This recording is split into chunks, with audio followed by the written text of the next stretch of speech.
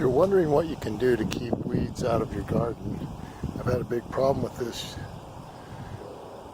weeds this year. And one thing you can do is you can throw your grass clippings around, and that helps control the weeds, but still they pop up through.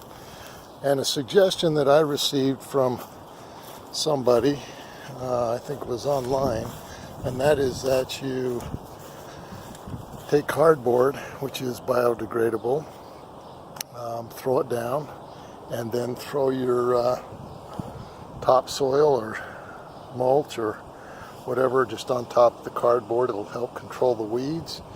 And you can see I've done it through here, and I'll continue to do it the rest of the way. That way, hopefully I won't have to keep fighting the weeds every day. It's amazing how fast the weeds can grow.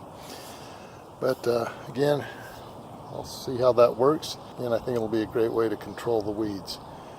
Thanks for watching Big Al Repairs, and hopefully you subscribe.